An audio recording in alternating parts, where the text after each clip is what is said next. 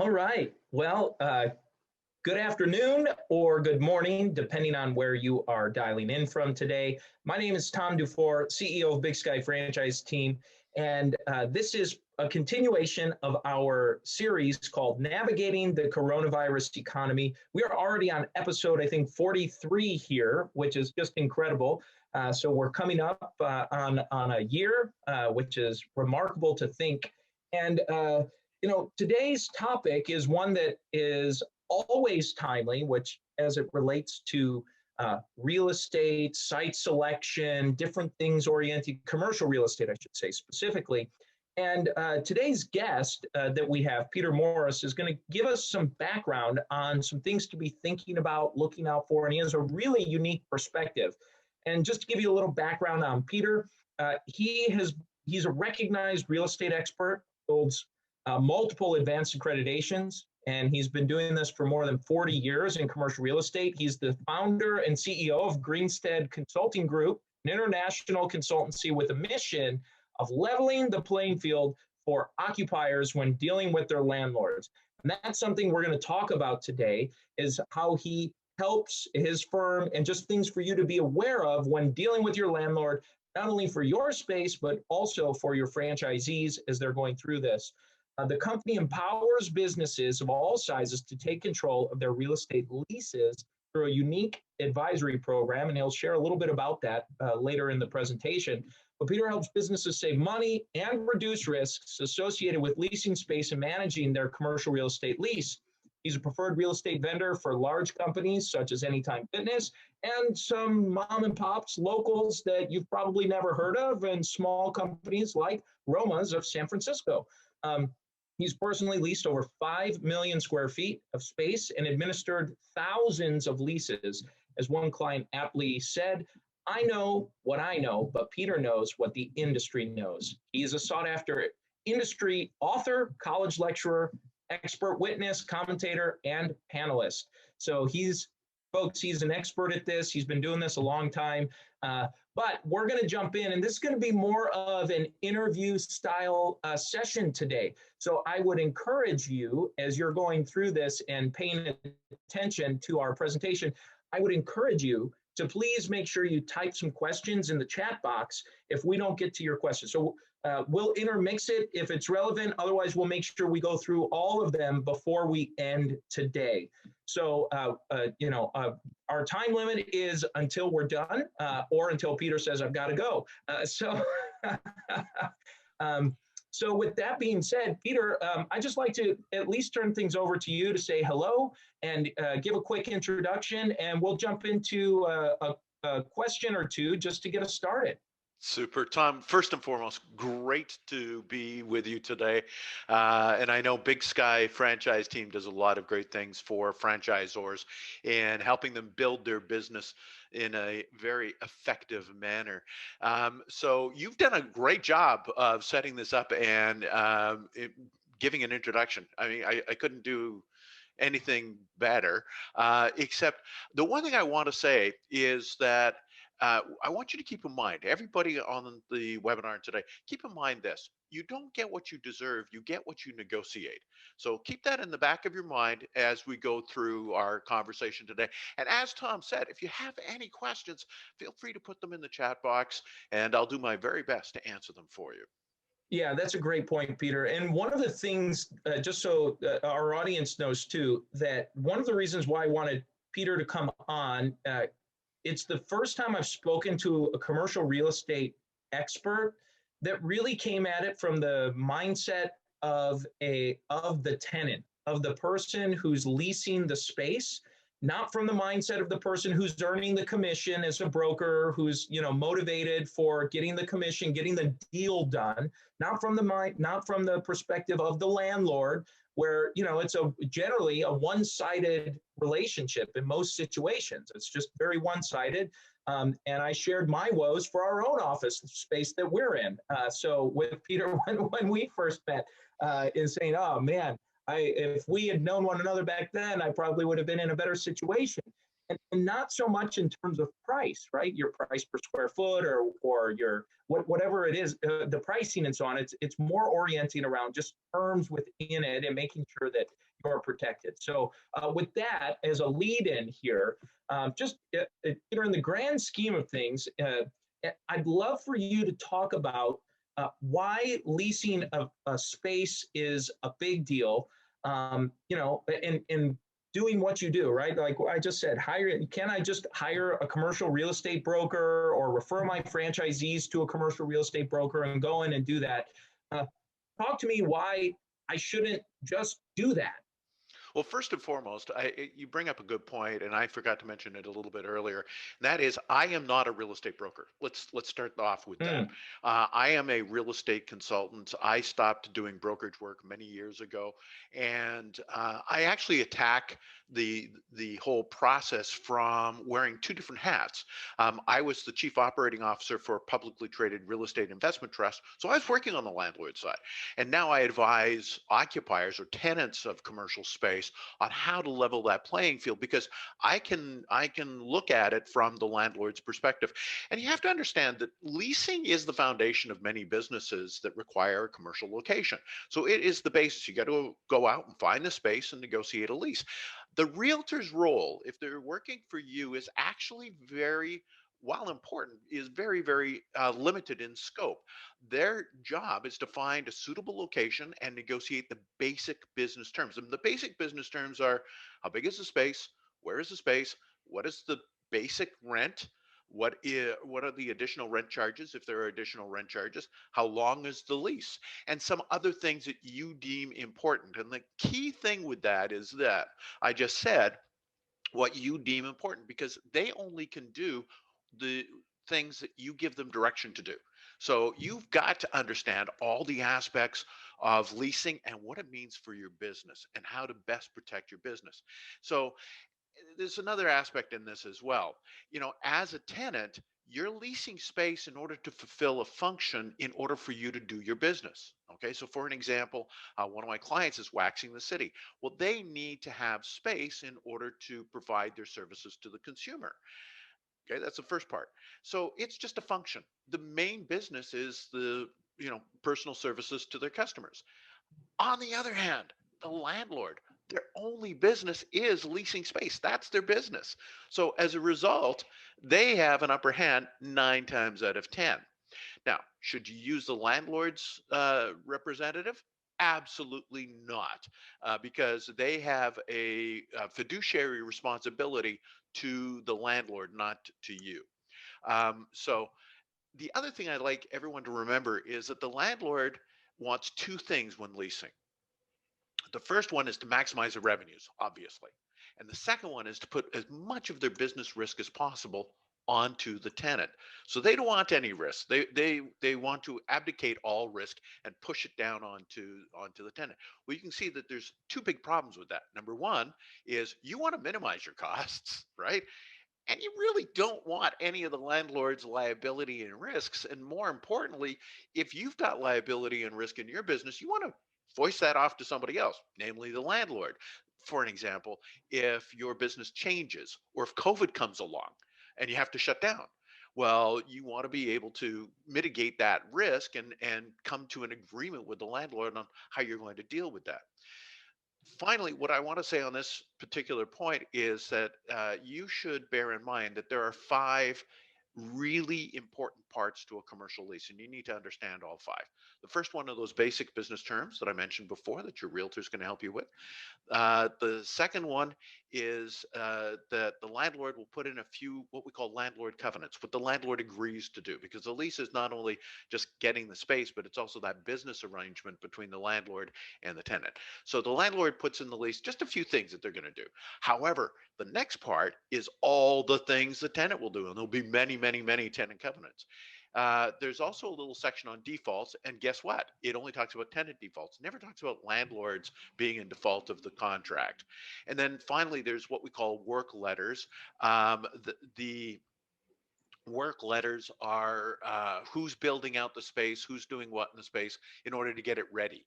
And there's another section in there that we call boilerplate clauses. This is where we're talking about things like force majeure and signing and counterparts and all that other fun stuff, legal stuff. So, you know, the risk is in everything other than the basic business terms. You know, the page or page and a half of the rent, the term, and the premises is really not where the risk is. The risk are in Mm-hmm. the 199 pages afterwards. Yeah. Well, that's really a great point. And just, you know, kind of going back on the, you know, what happens if the landlord is in default? Like you know, I went through and read our lease after our initial conversation to see, and really there was no language about what happens if the landlord doesn't do their part of the program. And, you know, shame on me and our team for not, you know, being a little more specific about it. But we thought, hey, it's just some office space, you know, it's fine, not a big deal. But, you know, then when there's a crack in a foundation and water comes in and we're unable to work in the effectively work in the space for 6 weeks, or it took them 3 months to fix it, you know, what can we do in those scenarios? And it, you know, if it doesn't spell it out in the contract, it's probably not much. Well, unfortunately, you're quite correct. You have to rely on the law of the jurisdiction that you're in order to back you up. But that gets very expensive because you have to have lawyers and you have to go through the judicial process and everything else. As I mentioned right off the top, you don't get what you deserve, you get what you negotiate. So one of the things we always put into the leases when we're doing lease wording negotiation for our clients, we do a lot of that, is we put in defenses for the tenant if the landlord is offside on the contract with broken foundations and what happens if you can't use the space. Do you still have to pay all the rent? By the way, the landlord standard lease typically says you pay the rent even if you can't occupy the space. We've seen that a lot with COVID, for an example. So what we want to do is we want to put in those protections for you. Remember, the landlord's wanting to have no risk, put all their risk onto you. They don't want to assume any of your risk. Well, you got to put that into the lease if you want them to assume some of that risk. Looks like we had a question come in here. Are breakpoint common in commercial agreements that are based in malls or shopping centers? Okay, I want to make sure, and thank you very much for that question, but I want to make sure we're using the same vernacular here. A breakpoint is a term that we use when it comes to percentage rent, and you'll find percentage rent in malls and in large shopping centers, and in some jurisdictions, even in small shopping centers. So it is that point in time when you start paying percentage rent over and above the base rent. Now, some people call a breakpoint, can I terminate the lease? So I want to make sure that we understand the difference there. If you want to have what we call a termination clause or an ability to break the contract, then you have to negotiate that in as well. Breakpoints come in two versions. Version number one is what we call a natural breakpoint, and that's at that point where the basic rent is equal to the percentage rent factor that you've negotiated, and you start paying percentage rent over and above that. The other one is an artificial breakpoint, which we prefer, where we negotiate a fixed number, usually beneficial to the tenant. So you don't start paying percentage rent as you would earlier under a natural breakpoint. We try and set that up a little bit later. We also, depending upon the nature of the business, we want to exclude certain sales. If you have sales with very low margin, for an example, we want to take those out. You don't want to be paying, if you're a gift store, 8%. If you're fast food, you don't want to be paying 8% of your sales on something that you only get a margin of 5%. So you want to exclude those kinds of things. And we can set up a percentage rent table for you as well in our negotiation with the landlord. That's where we come in and we start to ask you about your business. How is it made up? How do you generate revenue? And you can't get around percentage rent in the top tier locations. They are going to have it. And it only applies in retail, by the way. It does not apply in office or in warehouse industrial spaces. Hmm. Hmm. It's a complicated thing. Yeah. It's something that I could spend an entire afternoon talking to people about. But if you want to know more information about it, I'm going to give you my contact information at the end of this. We can chat about it further if you want to reach out to me. Yeah. No, and that's a great question. Thank you for asking that. I guess one of the things just in general, Peter, that I'd like to ask, what in your vast experience, you've been out there doing this for a long time, and Don't remind me. Uh, it's a positive, it's a plus, okay? I'm curious about your vantage point is really unique coming from originally the landlord side. So you were negotiating previously on behalf of the landlord to try to make it as strong as possible to protect the asset and protect the landlord for their rent and the agreement. Now you know what the landlord's looking for, so you have a really interesting perspective. So what do you typically see are some of the most common mistakes that tenants make when they go through this whole leasing process? Right. Well, there's a number of them. And, I mentioned the one before is trusting that the landlord's leasing representative will actually look out for your best interests. Uh, they're not going to. That's not their job. So you have to look after your best interests. So you actually need a team. If you want to get a real estate agent involved, great. But just understand that the scope is relatively limited. So that's the first thing. Don't trust the landlord's leasing representative. They're not in it for you. Not knowing the 11 steps that a tenant must go through for the leasing process. And it includes little things like doing your due diligence on the landlord by talking to other tenants and knowing if this is a good landlord or a bad landlord, if they see themselves as a supplier and you as a client or a customer, or if they see themselves as the lord of the land and you are but a serf working it for their benefit. Trust me, I've seen a lot of those. And so you have to know the whole 11 steps, because once you know those steps, you now have an ability to negotiate your way through all of those steps and you won't make as many mistakes. Uh, Not negotiating every single word in the lease. Tom, as you pointed out, when you get that lease, it is very landlord friendly. Well, what you need to do is you need to negotiate that out because you don't want to assume all of those landlord risks. So each word can and should be negotiated because the lease is worded in the landlord's favor. Peter, can I interrupt you for just a Yeah, quick second on please. that? Because this is a common thing that I hear from our clients. It's something that I personally experienced for my own business and businesses and things I've seen clients over the years of doing this go through. But a lot of times there's an assumption and an impression given by the landlord or the leasing agent representing the landlord that the contract is not negotiable. They basically say, look, the deal is the deal. Like you either take it or you don't. And I'm not some large brand. I'm not some large company, or in the eyes of our clients, like we have one or two or three or five or 10 units. We're not negotiating massive amounts of square feet on a national basis. So what would you say to something like that? And how would you advise? Well, first and foremost, remember that the landlord is a supplier. And there is this belief that the landlord has all the leverage in the negotiation. I run into that a lot, particularly with the independent tenants that I work with. They go, "Oh, I have to sign it because they've said, no, this is not negotiable." That is a negotiating ploy in and of itself. We call it dropping an anchor. And so what we do is we go, "That's nice, but this is what we want." If they're unwilling to budge, I'm going to tell you right now that that's probably not a location you want to be in, even if it's a great location, because it's only going to cause you problems as you go down the road.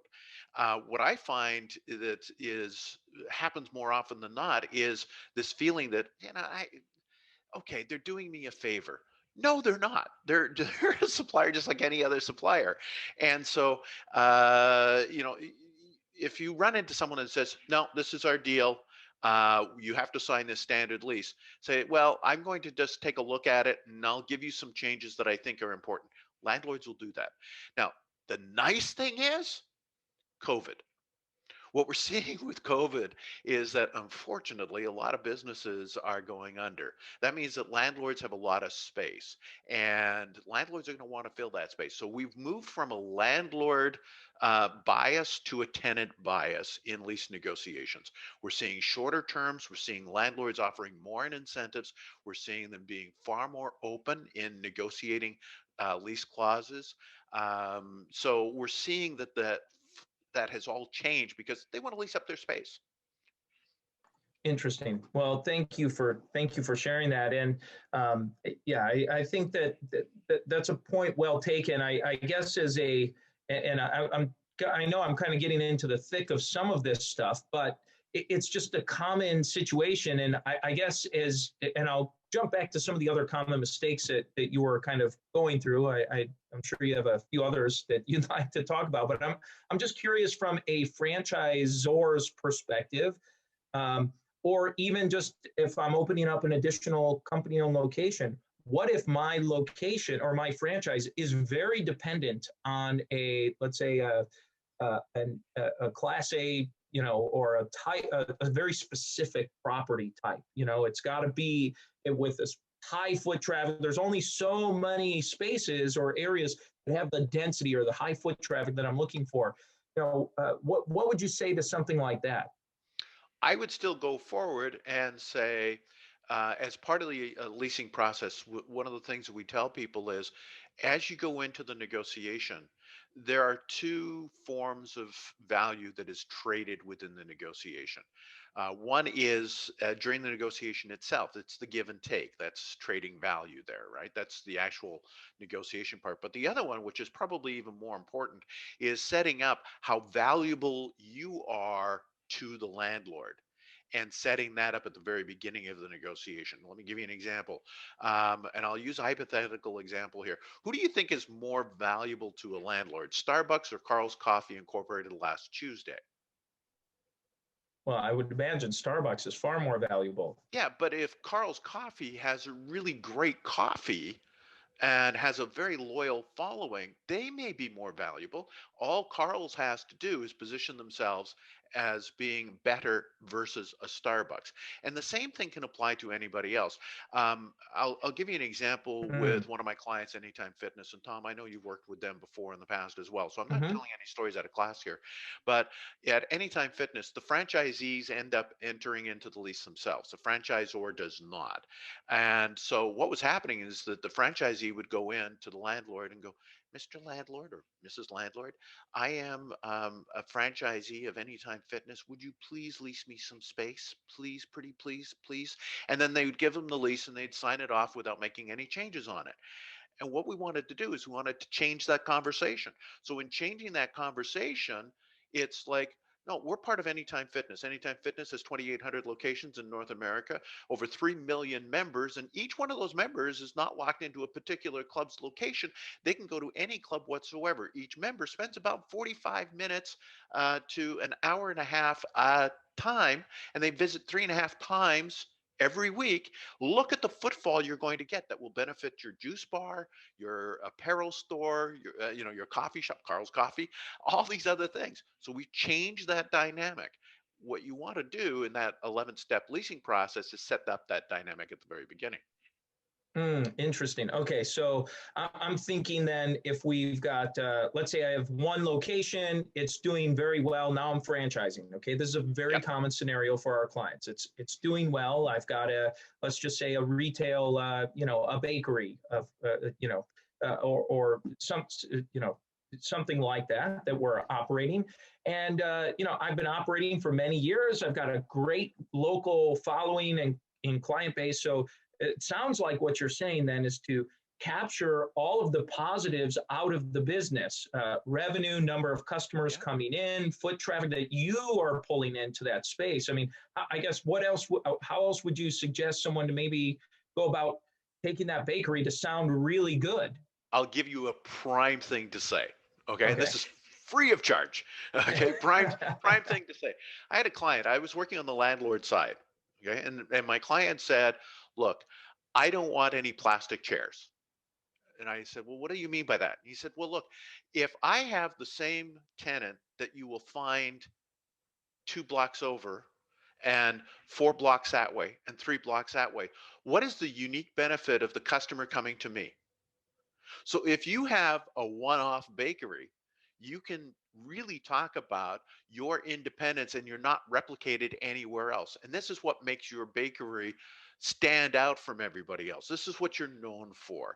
And so what you are doing is you're capturing unique market, because every landlord is concerned that, and this is one of the reasons why people are, when it comes to Starbucks, there's a bit of a problem with Starbucks, is there's one on every corner. So what makes Starbucks in your property unique? And the situation is, it's not.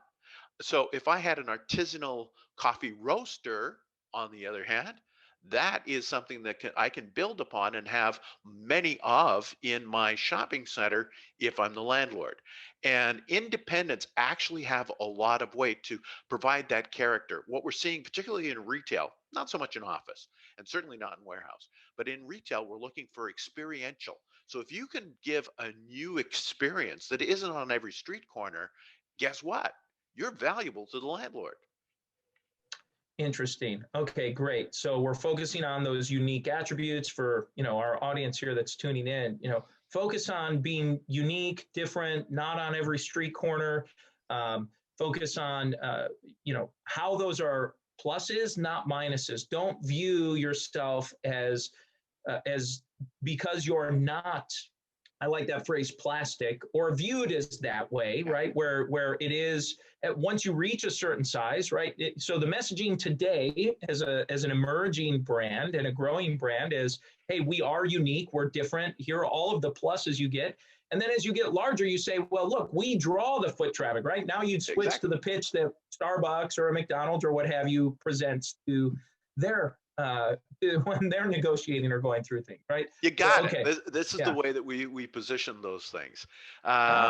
So that is a very unique way. And when you're thinking of what it is that you bring to the table, I'll add one more thing, is how it will benefit the landlord. Don't just say, I am great. Just say, you're going to find that I'm great because it will do this for you. It's a slightly different conversation, but it resonates because everybody loves that new radio station, WIIFM, what's in it for me? So that's what you want to say to the landlord. Again, it's a part of negotiation that we use when we're negotiating with landlords when it comes to lease wording. And speaking of leases and things of that nature, one of the other mistakes, Tom, and I have to state this, is not seeking legal advice. So many times people will just sign on the dotted line. So getting legal advice. But along with that is another mistake that people make, and that is having the lawyer negotiate the lease wording. That's expensive, and you don't actually have to do that. But the lawyer should always review the lease before you sign it. Another person should never negotiate the lease for you is the real estate agent, because that's not their forte. Their forte is finding the space and negotiating the basic business terms. That's what they're very good at. You ask them to talk about estoppel certificates and their eyes glaze over. They have no idea what you're talking about. And estoppel certificates, by the way, are very, very important to negotiate. And the biggest mistake that I see tenants doing is after the lease is signed, they've opened up the business, they do what I call the sign it, file it, forget it routine. They sign the lease, they put it in the filing cabinet, and they forget that it's there. And that's a big, big problem. Interesting. Yeah, and I know that sign it, file it, forget it. I do it. Everybody does it. Like especially as an entrepreneur, as a business owner, it's like, you know what, the lease is done. You're going forward. You're running full speed, full throttle. Great, let's go. Let's get. I did that last open. week. Yeah, I did that last month. I did that last year. I'm focused on my fires that I have to put out today. I'm focused on building my business and doing all of that. That lease has long been forgotten. It shouldn't be. Yeah, absolutely. Well, that's really, it's a really interesting point. So I guess in terms of thinking about that sign it, as you said, sign it, file it, forget it. How do you, I know part of what you do, I think, helps your clients avoid that situation. So maybe talk a little bit about, how as a tenant, how you can avoid that and why it matters. Why does it matter to not do that? Well, that lease not only says that you can occupy a chunk of space, so that's the real estate aspect of it, but it's also the business relationship between the two of you. You know, what happens if the foundation cracks and it starts to leak and you start ending up with water in your premises and things of that nature. So it is the business contract between the landlord and the tenant. It's what we call an executory document, which means it's always being executed. It's never finished until the end of the lease term. So you have to actually manage it. And one of the big mistakes that I see that people do is go with what I call is common knowledge or common sense. They ask their friend, well, you know, what did you do in this deal? That, you know, the thing is you have to go back to the lease first and foremost to find out what you actually negotiated as to what the parties agreed to do, and not rely on, well, Tom did this over here. Well, it doesn't apply in my case because Tom negotiated a different deal than I did. So let me give you a prime example. I have a friend, his name is Sam, and he actually resulted in us creating this service within our package of services. It's a very brief story, but Sam had a very successful small ladies fashion wear chain. He was in the number one shopping center in the city, very large enclosed shopping center. He was doing over $2 million in sales and putting a lot of money, and I'm talking, you know, multiple six-digit numbers in his bank account every year. And one day he gets a phone call from the landlord, and the landlord said, Sam, I hate to tell you this, but we're not going to renew your lease when it comes up. And Sam said, well, I've got another 6 months. And then I was going to renew my lease. And he said, well, unfortunately, Sam, you had to exercise your option to renew the lease by such and such a date. That date was yesterday. You didn't do it, and we're not going to renew your lease. And Sam said, I've been a great tenant. Why would you not do that? And the landlord said, well, actually, the reason is that you hold the key spot for a larger tenant. We're assembling other pieces of real estate in the shopping center in order to bring them in, and we can't lease you that space. Sam said, okay, great. Well, just find me another space in the shopping center. And the landlord said, I'm sorry, Sam, but there isn't another space in the shopping center. And so you're out of business. And so Sam had 6 months worth of business left. But that isn't the big problem for him. He also had already ordered all of his merchandise for the next season that was on its way to him. Now he had a lot of inventory. He was going to lose lots of money in his pocket. He was going to lose a lot of sales. He was going to lose a lot of prestige by being out of this number one shopping center. And it was all for want of one day. So what we created, because of all of that, that caused him a lot of heartache. When he told me the story, we created this thing called the lease management system, whereby we take all of the milestones in the lease, we put it into our proprietary software, and it automatically sends out notifications so you don't miss something like that in the future. Because a landlord will never tell you, when it comes to something that only benefits the tenant, will never tell you that there is a deadline looming that only benefits the tenant. Yeah, no, that's a great point. And I know I went through, I can say I went through a similar deal with our lease when the landlord, it came time for renewal. Great, right? You're there for a long time, just like your story with Sam. We're paying our rent, we're doing this, we're doing that, like clockwork, no problems, no issues. We don't cause any problems. We pay the rent on time, and that's it. We mind our business. And you were thinking, we're a great tenant, right? And you know, as low, you know, because we didn't work on our contract, or as you're describing, I mean, it's just the pain for us. I relate to so deeply. You know, the landlord came by. It was 30 days before the lease ended, because previous renewals we had just renewed. We just renewed, and there was a clause that said it was like, I think, a 3% increase per year or whatever for the rent. And he came back and said, oh, by the way, rent is going, he gave me like 30 days or less and said, by the way, if you want to stay, rent's going up 50% and it's effective immediately. And you have to sign this new deal. It's like, whoa, that's kind of a big change. And now you're stuck between a rock and a hard place, because, you know, it's hard to find a spot to move, even for an office space, in 30 days. So what do you do? Yeah, and that is the problem, Tom, is, I mean, Sam's case was rather extreme. He lost the business in that location.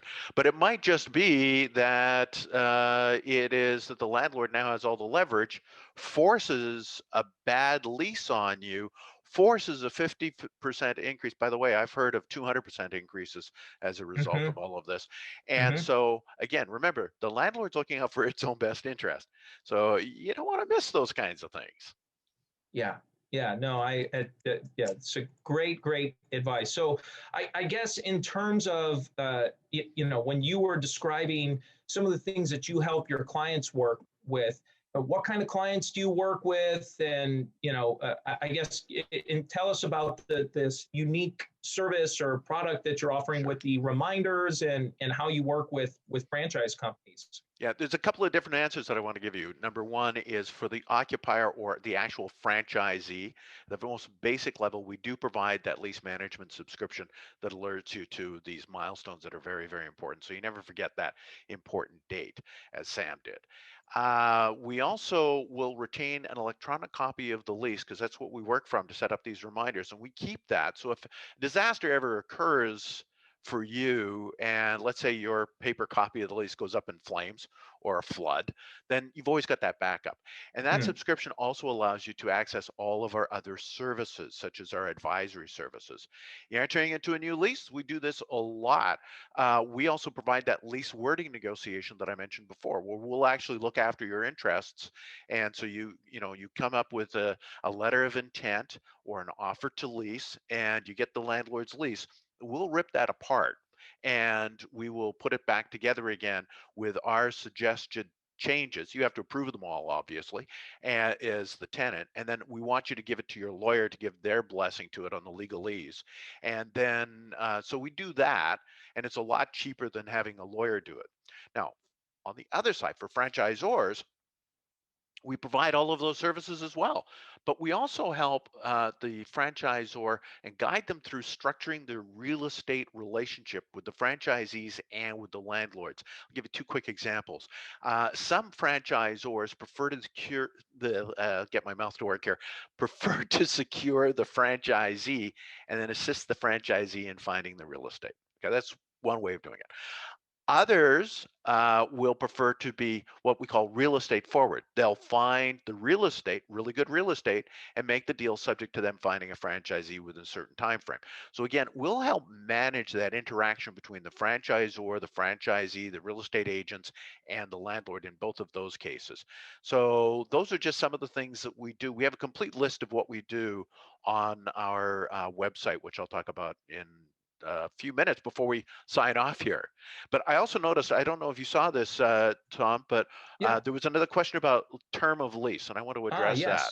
So that question was, what's the best length of term for lease? I'm sure there are pros and cons to shorter and longer terms. The only correct answer in commercial real estate is, it depends. And it sounds flip, but you have to look at your business process. If you are in a business and you think that the business within that location is going to double in a very short period of time, it doesn't make sense to be locked into a 10-year lease term because you may find that that space is no longer suitable for you. My preference is to look at what I call a flexible lease. So you get a longer term, but you have outs, or conversely, you have a very short term. We're seeing this happen a lot with COVID right now because there's so much uncertainty out there. We're seeing a lot of 6-month, 1 year, 18-month, 2-year terms with multiple options to extend. So I just did one for an example where we went through the deal. I was working with a real estate agent on this one and helping guide them. And we did a 1-year term, 3 1-year options, then a 3-year option, then a 5-year option. And so the landlord was happy with that, and the tenant was happy with that because we were looking at what uncertainty is there, where are rents going to go? And then that was another thing that we put in there, is that on these options, the rent was going to be at the then fair market value. And we went into a lot of discussions, what is fair? And you can define that very, very simply. You don't want your space to be compared to, if you're a 5,000 square foot fitness center, you don't want to be compared to a 1,500 square foot jewelry store, because the rent that the jewelry store is going to pay is going to be completely different than the 5,000 square foot location. That's a great point. And just a quick question as a follow-up to that. As you start adding franchisees in the franchise world, oftentimes I'll hear franchisees that are looking, most franchise agreements have an initial term of 10 years. Yep. So especially in a retail type of a business. So I'll oftentimes have franchisees that will say, look, we want to lease for 10 years so that it matches our agreement. And I know it's going to depend. I know that's the right answer, is it depends. But do you have you, in your experience in working with franchisees and franchisors, do you have a general, kind of process or way you help assess what makes sense? Yeah, we do. We actually have a process that looks at it, and then we also put in certain protections in the lease document. For an example, um, the particularly in retail, it will say that the tenant can only operate under this trade name. If that's the franchise trade name, that's great. But what happens if someone, for one reason or another, loses the franchise? Heaven forbid if the franchisor goes bankrupt, or if something happens and you lose franchise. Do you want to be locked into a 10-year deal if you can't operate that franchise? So you want to be able to have an out on that one.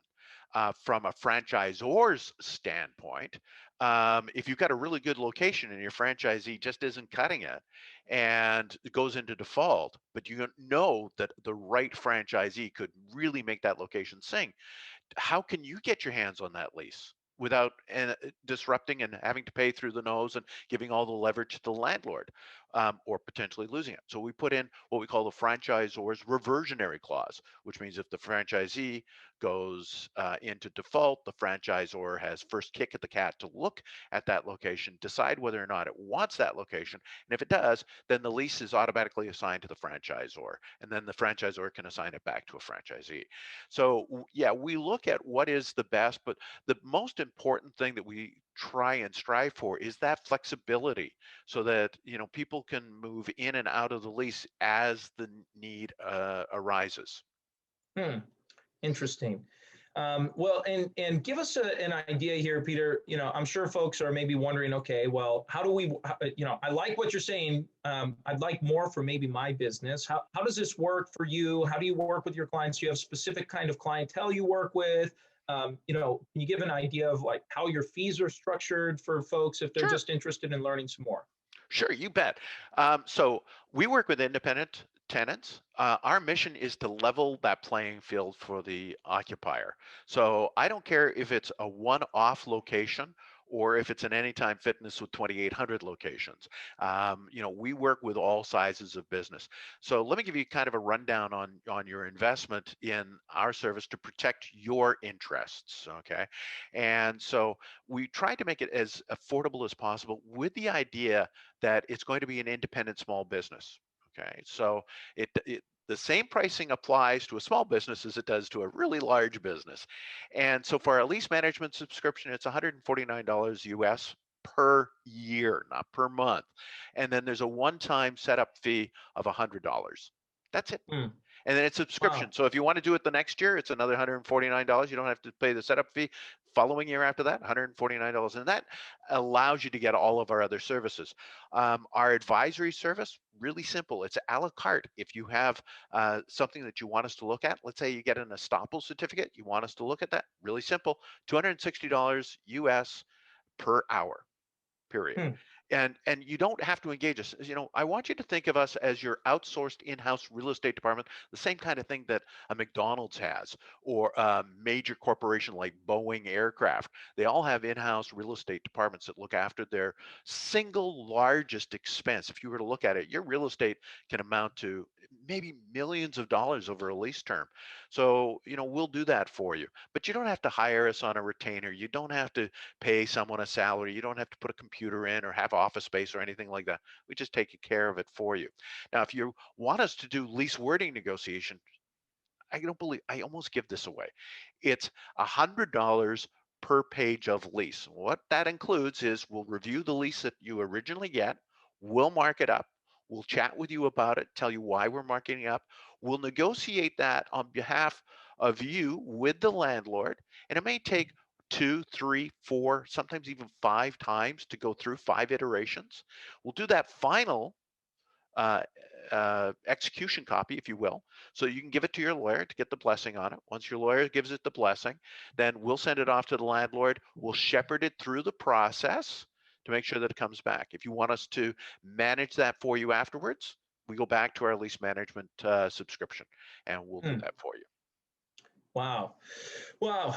That's a lot. And that's one of the reasons why I like what you're doing, because it's very small business friendly. And, especially for these emerging, these new franchisees coming into a new business. A lot of times franchisees, when they're getting started, this is their very first business.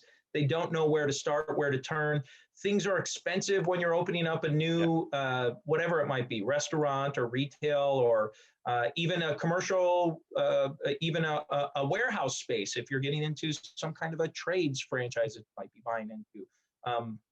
I really appreciate that. Well, I guess real quick, before we jump into some additional questions, what's your website? I know you typed it into the chat box early on, but what's your website, email, so folks can reach out to you directly? Right. The website's the best way to get a hold of me. And it is CRE, that stands for commercial real estate. So it's CRE Lease Pros, PROS.com. And I can put that into the chat box as well. And you can also reach me through my company website, email address, and I'll put that in the chat box as well. Tom, thanks for putting it in the chat box. It's there for everybody. Yeah. Yeah. Well, and I'd love to open things up for questions. So I know I've kind of been interjecting and asking along the way, but I'd love to open it up, even if, we've got a group on here. If you have any specific questions, type it in. If you want us to unmute you, I think you just raise your hand or something. But I'd love for you guys to ask Peter, while we've got him here, what the, any questions, any comments, concerns, maybe a situation that you're going through, to just ask a quick question or two while we've got him here live with us.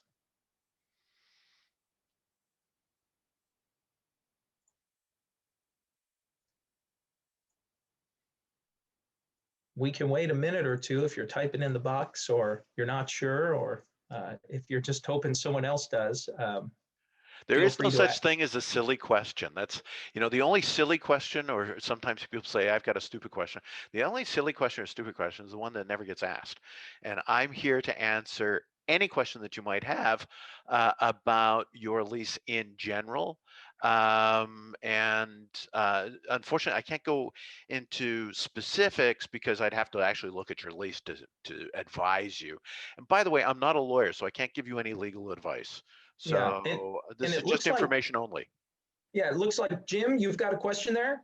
Yeah, Tom, good morning. Peter, great to meet you. Great information. Thank you. So what's the best way to go around the representative that the landlord has? Quick example is we have a large national property management company that manages multiple properties for this particular landlord. And we are coming up on our renewal. We're about 2 months out from the option. And the first experience was I wanted to negotiate with the landlord, the decision maker, because that person that was in between, nicely said, was more of an amateur, was brand new to the business, and was really just there doing what you said in the beginning, was just saying, okay, I found a tenant and here's the lease and so on. I wanted to get in there and negotiate for some harder things, and he wasn't up for the task. Is there a way to sort of cut out the middleman? Now that we're in the renewal process and I've got 5 years of history with the landlord, other than going directly to I've gone directly to the landlord in the past, but is there a way, maybe not only for me, but for others on the call, to do that, or is that considered taboo? It's not considered taboo. It's considered bad form. Bear in mind, you're talking about the property manager here. And what I'm about to say is not disparaging to property managers, because I was one at one point in time in my life. But they're there to clean the glass and cut the grass. They're not the leasing people. They're there to collect the rent and make sure that the building doesn't fall down. That's their job. So a couple of ways to do this. Number one is you can ask if there is a leasing agent that you can speak to. But number two, and this is a little bit more forward, but you can do that. Take your lease, mark up all the changes you want in the lease, and say, look, we're interested in renewing our lease on the basis of these changes. Now, the property manager has a fiduciary obligation under their licensing, and I don't care what state you're licensed in or what country you're licensed in, but they have a fiduciary responsibility as an agent for the landlord to take everything to the landlord for the landlord's commentary. They can't be a roadblock. They can't stop that. So if you say, I want you to deliver this to the landlord, they must do that. And put that in writing. Don't have a phone call. Say, these are the changes I want, and I want you to present this to the landlord so we can have a fulsome discussion. If they don't do it, then you have an opportunity to speak to their boss and say, you have a fiduciary responsibility to take it to your client. I'd like you to do so. Now, sometimes landlords get really upset because the reason that they have a property manager is so they don't have to deal with these things, because they look upon it as passive income. Trust me, no commercial real estate is passive income. So they're going to get their hands dirty a little bit. So I hope I've given you a couple of ways to look at that. Just be more forceful saying, this is what I want. One of the other things, while you're talking about renewals, and Jim, I don't know how your lease is structured, but I'm going to give everyone a little tip here. Tom, I gave it to you before when we first met, and it's about renewals. 9 times out of 10, the landlord says, you must exercise your option to renew by such and such a date.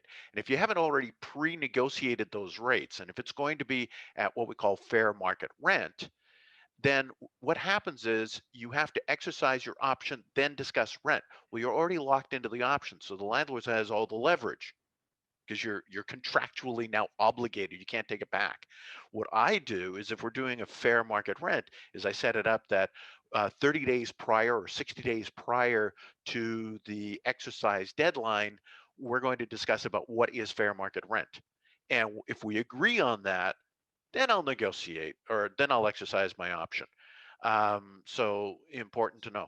And that's one of the things that we did, and not necessarily for the rent rate, which is a great point. And it seems like an obvious one that I should pay attention to, but asking the landlord to put some TI dollars in, and usually you don't ask for that in a renewal, maybe, but I do. Yeah, I'm going this round. I mean, we were 2 months before the option date, and I said exactly what you did, is if I wait until the option date, then I say, yes, I want in, I don't have any leverage, so I want to do it now. Yeah. And my point was, my business is outgrowing this space. So we either have to change the space or we have to change the space. So that's kind of what I need from you. And that's the point where we are now. And I've learned that the hard way, seeing other people do what you explained earlier, which is wait. I like that phrase, Jim. I'm going to keep that phrase: change the space or change the space. Yeah. So one other thing you should bear in mind is the type of option that you have. There are typically 2 types of options. One, well, let me back up. I'm getting a little technical here. Please forgive me. The word lease is both a verb and a noun. When I say that to people, it catches people's attention. That's why I say it. So if you have an option to renew the lease, what you have is an option to continue the tenancy, the verb, to lease the space in most jurisdictions. Okay.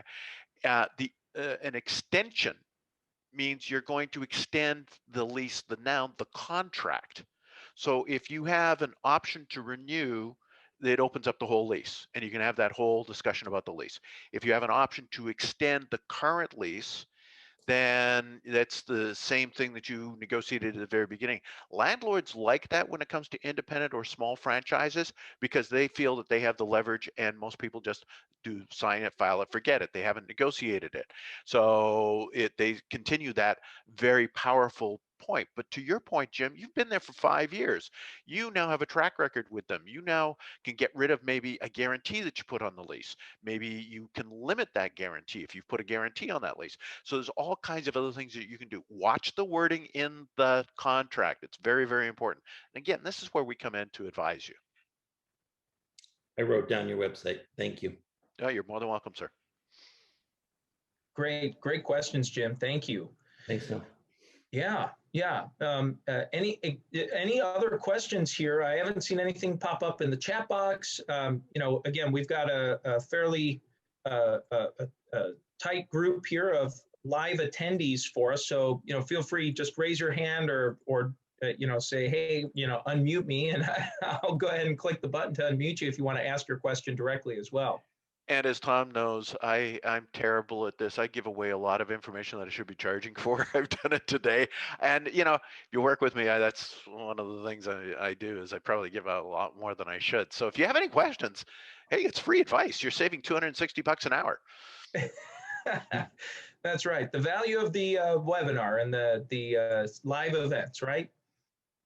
Well, great. Well, again, feel free to type something in here as we're closing out. But Peter, I'd just like to make sure we say thank you. This has been absolutely fantastic, enlightening. And the thing that really stood out to me, not only your knowledge and expertise, but when we first connected, is really your care, that you really care about that small business person leasing a space. And to me, that's kind of our whole mantra. We're here to serve the small business community in growing and expanding and creating through franchising other small business owners. So it's expanding that small business community. And so having great support and vendors and suppliers and experts like you out there to help is just great. And so I'm grateful for your time and support here this morning or this afternoon. Well, Tom, thank you very much for the very kind words. A minor correction to one thing you said very early on is that I started on the landlord side and then started doing this. I actually started as a tenant, and I got so upset with what was happening. And I knew that the property, to Jim's point about the property manager was totally incompetent. And I knew I could do a better job. And so I went on to the landlord side very early on. I'm actually third generation commercial real estate. My father and my grandfather both own commercial real estate and were investors and managers. And so I actually started from the perspective of that small independent business person. And it's just been in my blood ever since. So happy to help out anybody. Hey, Tom, I don't know if you and Peter can answer in a 30 seconds or 40 seconds we have left. Oh, we have plenty of time. No, go ahead. The question really is, excuse me, how much of a role should a franchisor, whether new or experienced, take in the process for a franchisee? Let's assume they're coming to the business.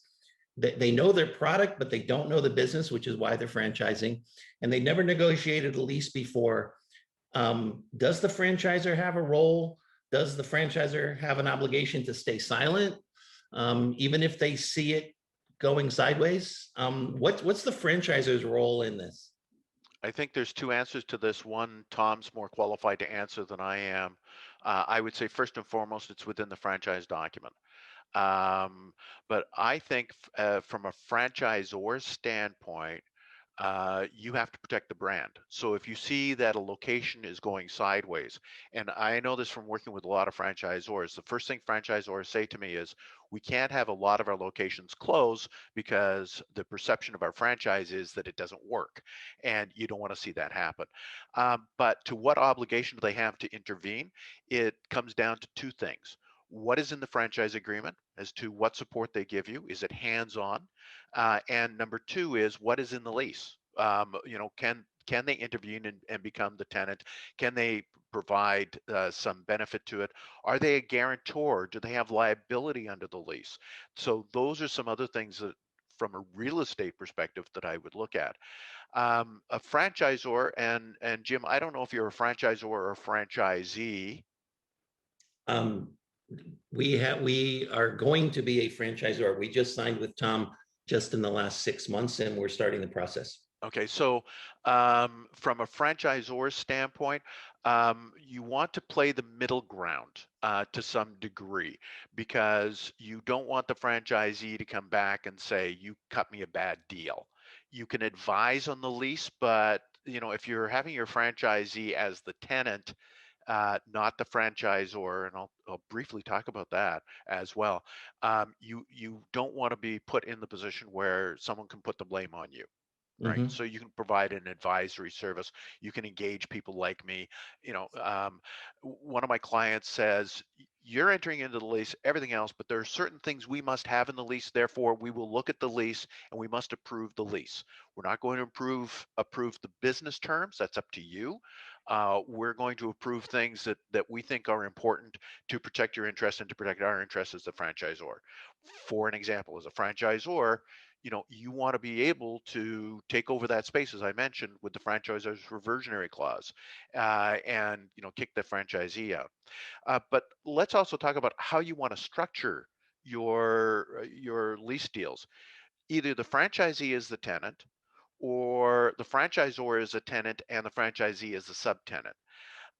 There's a lot of risk if you become the tenant, but some people do that. Quiznos subs, for an example, they are the tenant and the franchisee is the subtenant. And as I mentioned before, in some cases, franchisors are real estate forward. They go find the real estate, they cut the deal, and then they find the franchisee and they have a way to get out of the deal if they can't find a franchisee. Others, they just leave it up to the franchisee, and then they guide the franchisee as what is a good piece of real estate. If it's a coffee shop, you don't want to necessarily be stuck in an industrial complex way out and back with no traffic. But if you're a dance studio, do you need to pay the high rent of Main and Main? Maybe you can be in that industrial complex. So, there are some things that you could look at. And again, it goes back to that 11-step tenant leasing process. Jim, I hope I answered your question. I have a tendency to talk a lot and say very little. No. It's quite the opposite. No, it's all good information, especially when we're first starting out. We don't want to step on any landmines, but I hate to see people that we're going to be in business with step on them as well. So. Yeah, and that's why we work with franchisors and start to discuss with you and your business plan how your real estate should look, and how you're going to interact with the franchisees and the landlord as the franchisor. Great. Yeah, and Jim, I would add to that, just to Peter's comment, and Peter, it's very, very well said. I would say that usually we tend to see that in the franchisor helping franchisees and finding space, very few end up on the extreme where the franchisor is in charge of leasing and finding the space, or in like Peter had mentioned, some sublease. And I've worked with franchisors that do that, and really they are in a sublease business. That's the business they're in. They're actually in a subleasing business. So they lease a whole lot of stuff. They negotiate great rates with national property owners, and then they sublease it back to the franchisees, and they can earn on top of that, and they get better rates than they would otherwise, and still have some margin there. Those are the exception, not the norm. And same thing on the other extreme, where you have some franchisors that don't do anything and say, Mr. or Mrs. Franchisee, it's up to you. Good luck.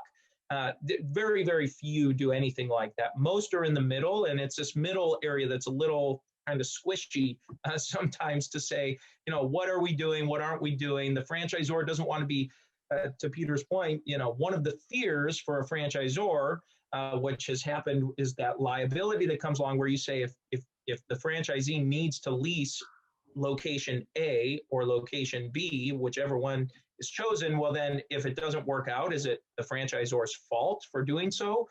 And so that's always a difficult scenario. So like Peter had mentioned, you're more of an advisor in those scenarios. And how we typically recommend to our clients, just in general from a broad perspective, is you give general parameters that a franchisee needs to be looking for in a space. You need a range of square feet, certain number of drive-by traffic or walk-by traffic, or this type of location, and then they can contract with a local real estate broker. And I'm always surprised how many franchisees, they know someone who knows someone that they have to work with this real estate broker. I'm always amazed at that.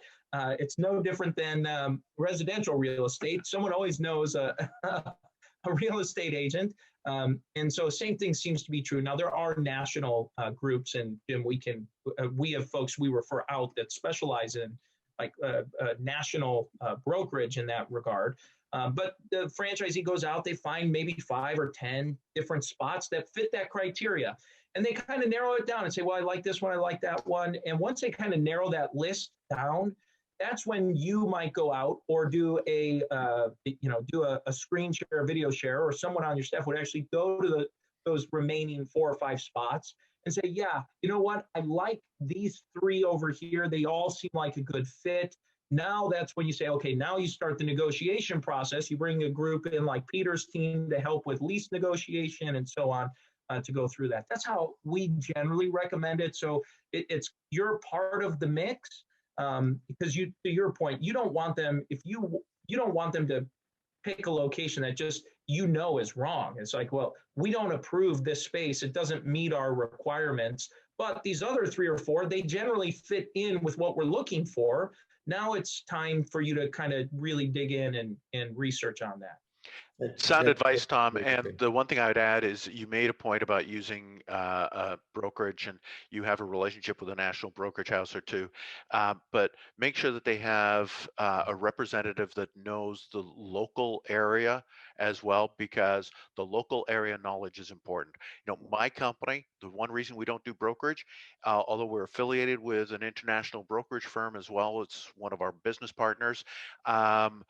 If you ask me what is the prevailing rate in Port Orange, Florida, I couldn't tell you, and so you need that feet on the ground kind of expertise to deal with that. So no matter which way you go with the real estate, it's really important to have that local feet on the ground type knowledge. This is a good location. This is a bad location. It may look good on paper, and then you realize it's really not that great. Yeah. So just to clarify your role, Peter, your group or you and your team advises, let's assume a franchisee was interested in hiring your group. You're advising the franchisee on what to say and how and the tactic to take, or are you actually stepping in and doing the negotiating for them? Are they hiring you to negotiate, or are you advising them on how to negotiate themselves? Great question, Jim. Thanks for asking.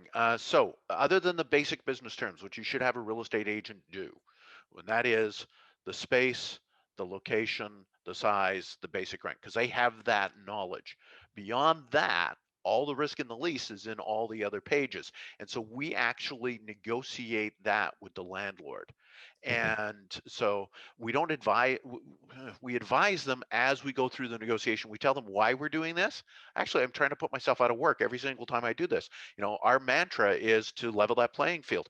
If you have 15 locations, by the 13th location, you should have this dialed in. And you don't need my service anymore to negotiate. You have precedent sitting in front of you. But that's where we come in. We do that negotiation for the franchisee to give them the best lease possible. The basic business terms are done by the real estate agent, the broker. Great, thank you. Yeah, that's a great point, and I completely agree with Peter. That's the number in terms of the franchisees for their leasing agent or their commercial broker that they work with. My number one suggestion is make sure that person, I can't emphasize it enough, make sure that broker knows the local area. That's above and beyond the most important thing.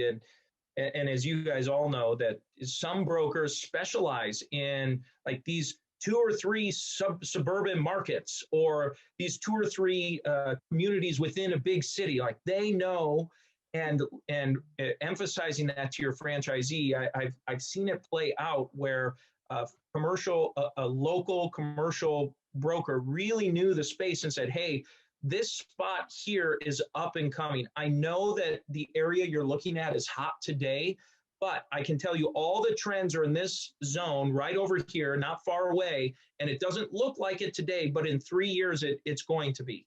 All the leases, everything you've seen, and that advice was the right advice for that person, and put them in what became a very prosperous location and growing. And I've seen things like that happen over the years for someone that knows the local market. And I know, Peter, you've seen it, I'm sure, your whole career of good recommendations, and those who find folks who don't know the area as well.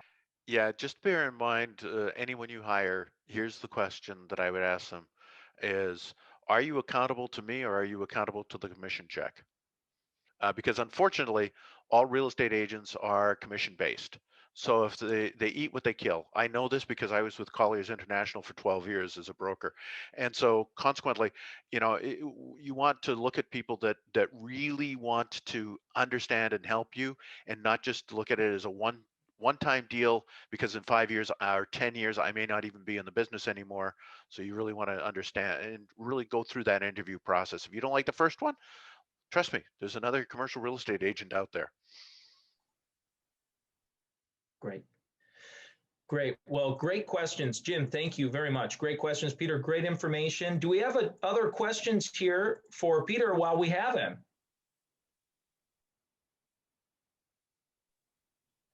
Well, I think this has been great. Peter, thank you again. Please, Pleasure.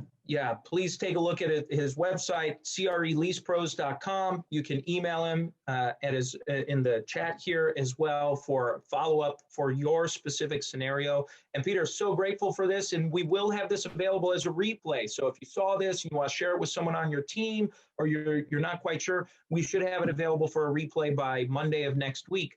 So just in a few days here. So thank you all again for tuning in. This is another edition of the Navigating the Coronavirus Economy, and I appreciate it. Have a great weekend.